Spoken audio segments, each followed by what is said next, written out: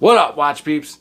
In my fervor for all the awesome new Seiko releases that have been coming out, I've picked up another one.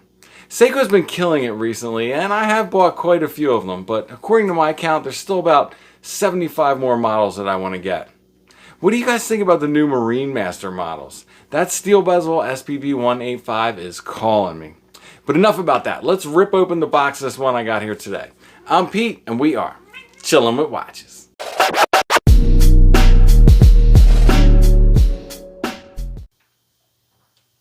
Check out my impulsive Black Friday purchase unboxing first wrist check. This is the CWC Royal Navy Diver. This is the blacked out SBS edition. You know, I talk about how the Tudor Snowflake Sub is one of my favorite watches. Well, right up there is the Omega Seamaster 300.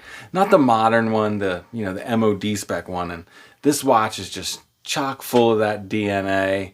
I guess it still comes through in the Planet Ocean a bit, but this thing is pretty sweet. I'm loving it. I'll get a review of this one up soon. But for now, let's see what's in here. And I made that Black Friday video, and I didn't end up buying any of those 5. I went completely off script and impulsively bought this instead.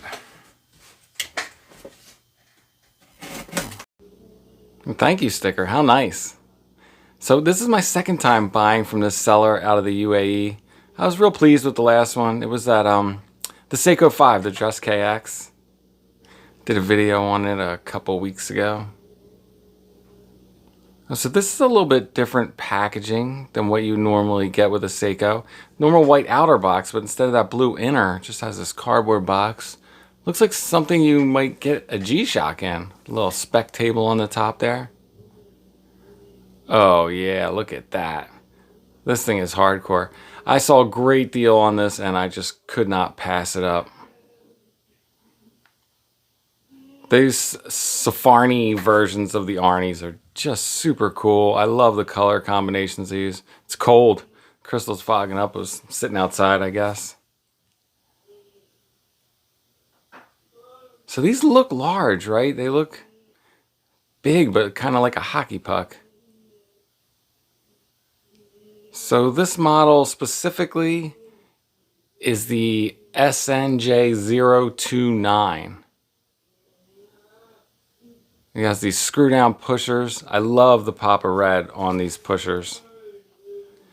And we'll dig in for a little bit of a review and go over some of the more details here in a minute, but it's got the light.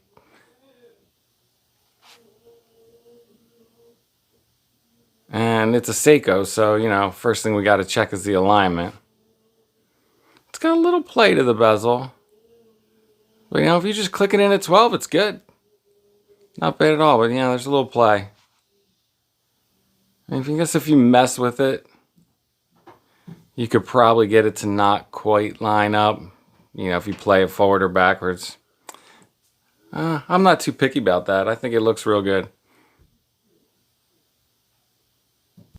So going over some of the design that I find interesting, I really like the PVD case with this dark plastic shroud. I think that is a more cohesive look than the models that have the stainless steel case underneath with still a blue or black shroud. I think there's something a little off-putting about that mismatch, whereas here it's just much more flowing color to color.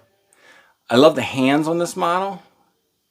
They're a little more Marine Master, maybe a little more rugged, something different than that standard SKX turtle hands that you see on the first releases of this. I think these hands are great and they really match the Arnie and specifically these Safarnie colorways. I love that they stuck with the flat vent straps like the original Arnie's had.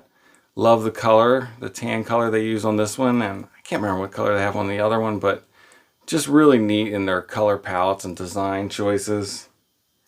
At first I thought I was not going to like this metal keeper, but I've worn a few Seikos that have these, and you know what? It doesn't bother me at all. I don't notice it on wrist, and I think they look fantastic.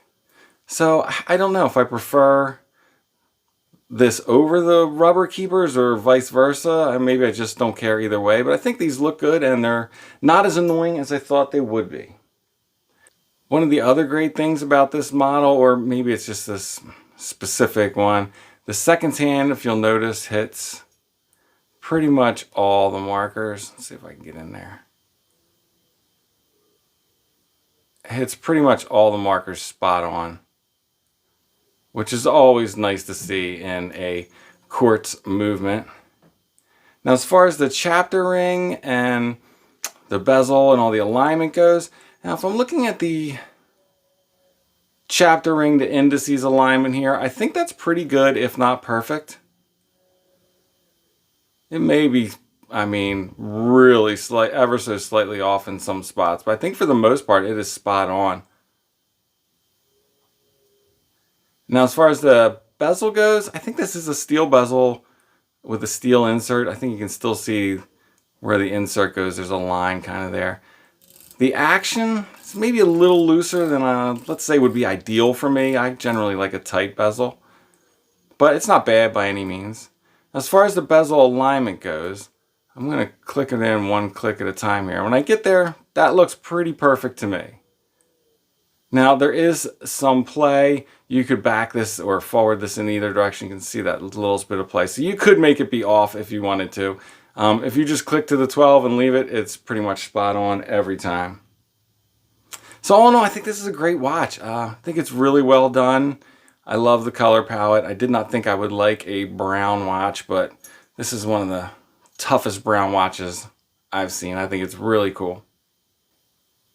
Going over the dimensions of the case here, and because of these bolts and the crown here, you kind of got to get a spot in between. But at the widest spot on the case, I measured it at 47.2 millimeters. Now, if you look, if you can notice here, the shroud is slightly angled this way. It's wider at the bottom than the top. So at the widest point, 47.2. With a 50.3 millimeter lug to lug, 13.9 millimeters thick, and that is, if you see the bezel sits higher than the crystal, that is crystal to case back, that measurement. And 22 millimeter lugs. Going over some of the other specs with the watch, it has a hardlex crystal, 200 meters of water resistance like most Prospex watches, Seiko Lume Bright Lume, and it is a solar quartz movement. And on this rubber strap, it comes in at about 114 grams. And here's how it wears on my 7¼ inch wrist. I think much better than the specs and dimensions would lead you to believe. I think it wears really great. Let's take a look at it side by side some other watches. So here it is alongside the Turtle, which is another short lug to lug watch. And, you know, I'd say it wears, I don't know, just about the same as the Turtle, maybe slightly larger. It's almost because these lugs almost don't even count, right? Because this just has the perception of being this giant hockey puck. Whereas the Turtle actually does have some lugs, even though they're short. But both have that Seiko magic that makes them wear better than their dimensions would make you think. Another largest Seiko, the Sumo. So it probably also wears similarly to the Sumo. Even though looking here, it looks larger than the Sumo. But the Sumo just has that flowing case shape that really contours to the wrist, makes it sit rather thin, and that just gives you the feeling that it's wearing smaller. Alright, last thing, let's take a look at that Lume. Peep the Lume. And like all Seikos, this has fantastic lume. And if you'll notice, this is not that normal green Lume Bright you see. This is that slightly more blue, I'd call it like an aquamarine lume. And these guys also feature the light, which might be a little too bright for my camera to pick up the text in there for you. But between the light and the lume, awesome in the dark. I have to confess, I've had an Arnie before, the Pepsi, so this is a rebuy for me. Do you guys do that, rebuy watches? I do, but I hate it. I don't know, I do it anyway. Well, I'm happy to have one of these in the collection again. There was quite a few times I missed the worry-free grab-and-go aspects of it. And actually, there was also quite a few times that I wished I had it in the collection to wear. So we'll see how long it lasts. All right, before I let you go, sneaker check. Where are my Jordan 3 Tinker Hatfields? Wear these a lot in the winter. All right, that's it. I'm out. If it's not too much trouble, like, subscribe, and come back next time. Peace.